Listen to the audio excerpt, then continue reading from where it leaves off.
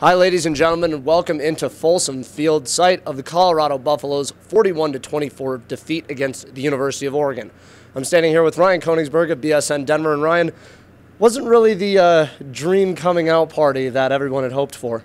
Yeah, I mean, obviously, it all was starting to set up this week. You know, Oregon comes in banged up, not highest on their confidence as they could be. You get 46,000, almost 47,000 in Folsom Field. You know, you've got a wild student section. You've got the night game on ESPN. It was starting to set up for a game where you can look back and say, there it was. And it just turns out, you know, just too much talent, too much speed, and just too many mistakes from the Buffs. Really, in the press conference, Tedrick Thompson, Derek McCartney, Nelson Spruce, all three of them said the same thing. We didn't feel outmatched. We just made too many mistakes. And while I do believe Oregon is a superior, talented team, they did make too many mistakes, and they really did have a chance to win this game. Colorado under 2 on the turnover margins. They had 3 on the game. Oregon only 1. Do you think that plays into that much into this loss, or do you think it's a little bit more in the smaller mistakes of just trying to stop Royce Freeman, or even giving up big trick plays like they did late in the fourth? It's a mixture of all of it, but the turnover ratio is everything. You don't win games when you lose it, and you do win games when you win it, and that's what it comes down to a lot of the time. You know, you get that early interception, and it's just like, oh, here we go again, and then you're able to overcome that interception, and you know, Akella Witherspoon makes his first big play of the year and takes the ball right back, and then you fumble it. And it's just, you know, you kill your opportunity to go take a game when you go and you make these mistakes. And then obviously the last turnover, the fumble from Sefo, and he's trying to throw it away. You know, he's trying to make a good play, and it just slips out of his hand, whether it's the rain or whatever. That's the backbreaker. They're down 7 points at that time. They have a chance to go tie the game, and they actually started to move the ball a little bit on that drive, and you just can't afford it. I mean, even Nelson Spruce admitted it. You know, he's not trying to throw his teammate under the bus, but he says, yeah, that was probably the play that changed the game. So that's tough to overcome, and it's just the little things like that that makes turnovers so important. You know, you give away a chance to go tie the game, and then all of a sudden you're down 14. So, yeah, I really think the turnovers play a big story here. Well, Sefo's fumble, I mean, you and I were sitting next to each other watching that happen. He was actually gesturing to the referee with his arm up, thinking that he had gotten forward motion, but he hadn't upon further review. The one thing I thought that was a little weird about that play was Stefan Nembat, I guess, thought the same type of thing, because he stood deer in the headlights, looked there for a little bit of a second while Oregon went and pounced on the ball. It was kind of an odd scenario. But on the defensive side of the ball, Oregon ran unbelievably well. Over 350 yards on the ground. Royce Freeman, 27 carries, 163 yards, 2 touchdowns. How was it, you know, the play calling from Oregon to kind of flip this script and just start pounding the rock in a way that Colorado really couldn't defend against? Yeah, I mean, the talk all week is Oregon's quarterback problems. Well, they came out in the second half and said, you know what, screw the quarterbacks, we are going to pound the rock. And they pounded the rock over and over and over again until you really just couldn't handle it anymore. Eventually, as a defense, you are going to break. You just can't sit in there and take 7-yard gain, 8-yard gain, 9-yard gain, one after another, and continue to stand in there and be able to fight and fight and fight. Eventually, you're going to be worn down, and it's unfortunate for the Buffs, but they didn't have an answer for it in the second half. People talk about stack the box, stack the box, stack the box. Well, Oregon's running out of a spread offense when they have 4 wide receivers wide.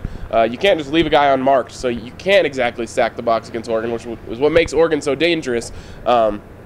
It's a tough thing for the Buffs to swallow, but they're just simply not quite talented enough on defense yet to be able to stop a running attack like Oregon's. Now, on our side of the running attack, Colorado's side of the running attack, not much, 77 yards in the whole game.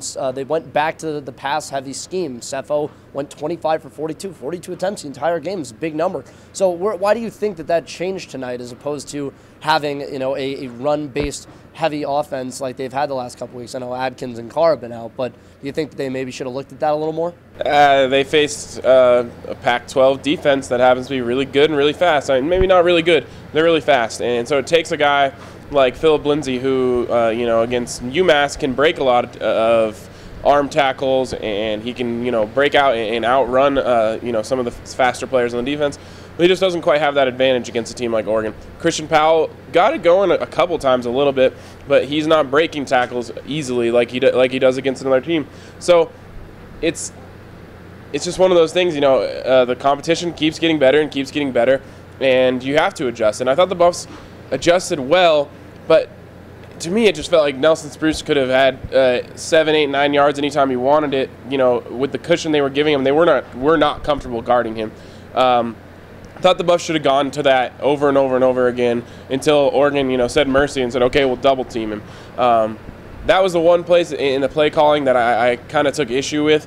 Other than that, I thought Brian Lindgren called a really good game. We talked about them busting out a few things. Would have liked to see them go into the bag of tricks. They didn't do it. Oregon did it twice or even 3 times, and it got them.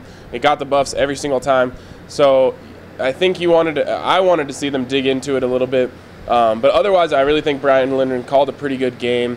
It's just, like I said, the turnovers, the little mistakes, the big plays, you just can't afford it. It's a whole lot of frustration, and frustration seems to be mounting. The one thing that I couldn't help but keep popping into my mind as the game went on and the game eventually ended was, this feels all too familiar. And it was last year what happened. You had these late games where it got close, and then all of a sudden there was some type of big play that just pushed it in the favor of the other team, and eventually Colorado would end up losing.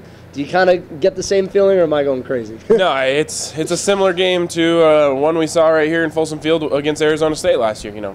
Tied at the half. The turnovers kill them.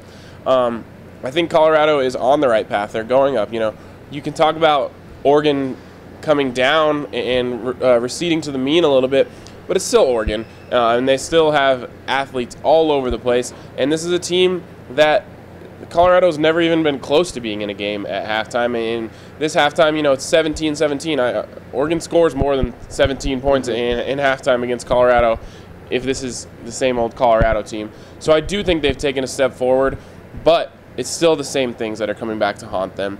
And looking forward, maybe against a team like Arizona that isn't quite as good as Oregon, they can make some of those plays and not have those mistakes. Going forward, we'll know really who this Oregon team is, and if Colorado lost to a team they should have beat, or if Oregon kind of got right against Colorado, we'll know that more going forward. But I think you saw the Buffs, again in a game, and eventually they're going to get one of these, and it'll be a very big sigh of relief for Mike McIntyre. Do you think that there were any special notes from the presser or anything in particular that they talked about that stood out to you? I know we were talking about how he kind of glossed over his pseudo altercation with Joe Tumpkin on the sideline. Yeah, he obviously doesn't want to talk about that, but he did address it, and he said, one of my coaches got a 15-yard penalty. That's not okay with me. That's not okay for any coach to do, that can't happen. It's completely unacceptable. McIntyre's a passionate dude, man. He wants to win. He just wants to win so bad. And with something that's so controllable, such as a coach getting a 15-yard penalty, you really got to say something to a referee as a coach to really draw that flag from the sidelines. So something that's so correctable and so avoidable as 15 yards coming from one of your coaches is something that's really going to fire him up.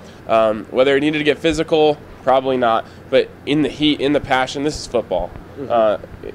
A grown man shoved a grown man. What happened? Yeah, whatever. Exactly. So it might get blown up, but it probably shouldn't. Yeah. And one particularly interesting thing that we learned as we were coming back up to the box tonight, Sefo Liufau is actually getting X-rays right now as we speak.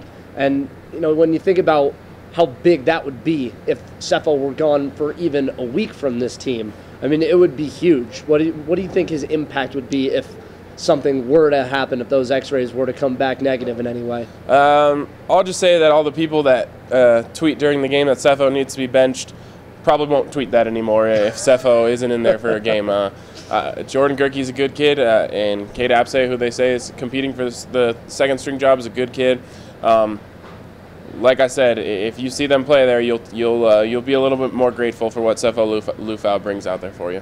So that will probably do it from us. Ryan Koenigsberg of BSNDenver. I'm Andrew Haubner of GBSM Sports. You can follow us on Twitter at GBSM_sports. You can follow Ryan at Ryan Koenigsberg.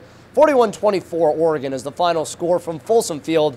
That'll do it for us. We hope to see you again next week when the Buffs take on Arizona State.